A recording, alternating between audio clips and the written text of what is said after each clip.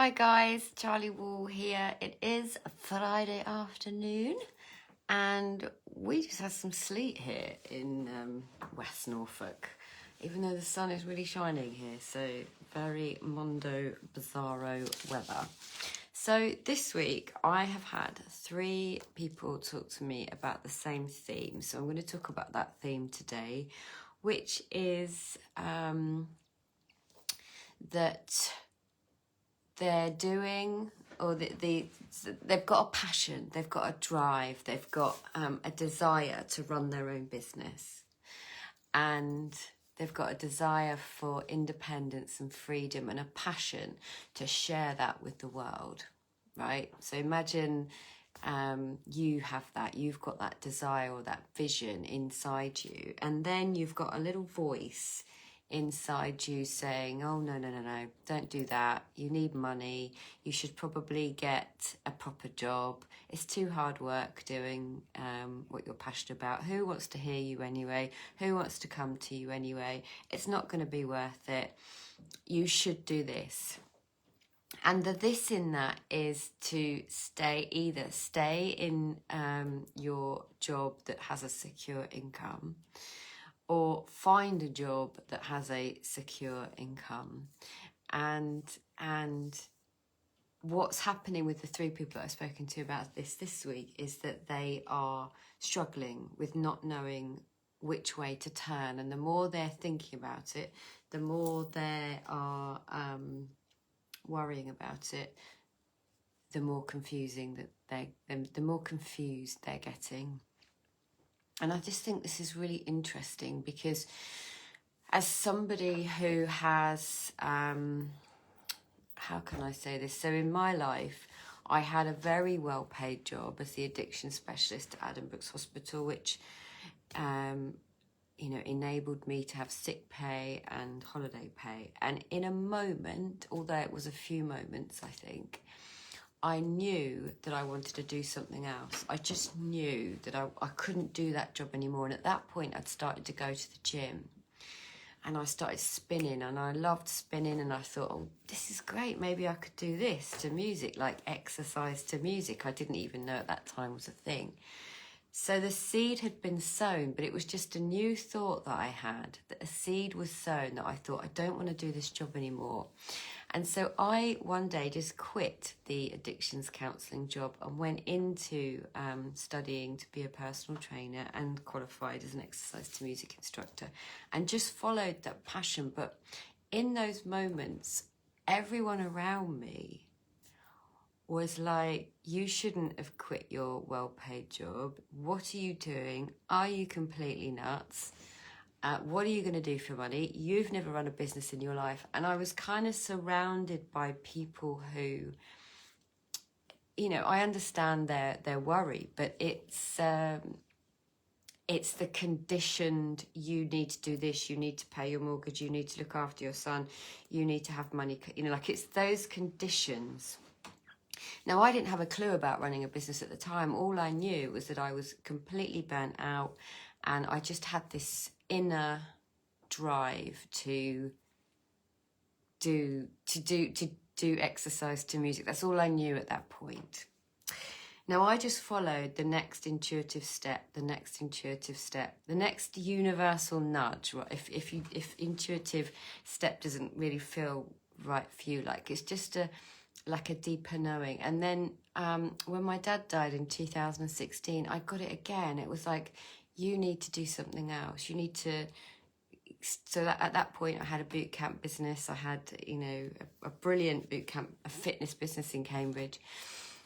And I just got this deeper knowing that all I knew was that I wanted to run retreats. I wanted to do coaching. I wanted to be online. I wanted to be able to work from anywhere in the world. And I just, because I trusted that what had happened to me when I quit my first job and everything that had happened wasn't easy. I'm not going to pretend it was easy. It's hard work running a business. But it was the right thing to do. Now, that happened to me again, and I sold everything in 2017, and here I am in 2021 doing the work that I love and I'm deeply passionate about. But I want you to just get a feel for, like, those of you that have experienced this passion or this longing.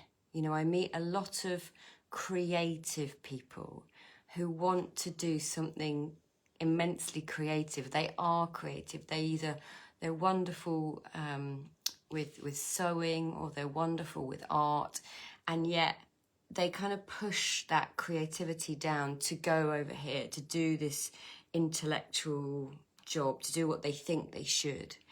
So what I want you to get a feel for, guys, is like the difference between intellectual knowledge and insightful knowing. Like, can you feel the difference? Intellectual knowledge, like I should. So there's a should to that. There's a sort of conditioning from society about what I should do. Self-doubt comes into that. There's the sort of what I call the little fucker going on, like, you can't do that. Who'd want to listen to you anyway? And there's that element to it, which is kind of constrictive. There is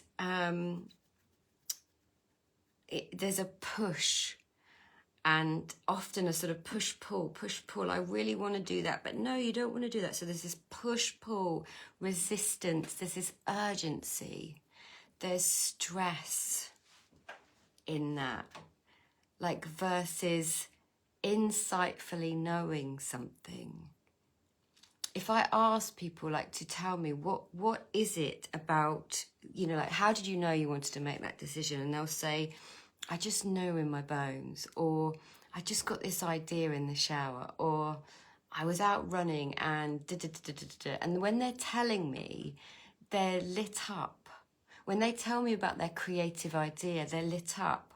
When they tell me about, oh yeah, but there's a difference. There's a difference energetically. There's a difference in physically their posture. But if you have a decision, so this could be about anything, I guess. It just happens that this week, 3 people have said to me, I want to do this job that I'm passionate about, but I need to keep earning the money, and I want the holiday pay, and I want the regularity, and I want the security. And therein, I think, lies the key of intellectual knowing, which is the brain, the lower brain, wants you to have security, and it has to figure it out, and it's planning all the time for the future. So the lower brain comes in and goes, oh, no, you need to do this, this, and this, because that means I know what's coming. So therefore, I'm secure.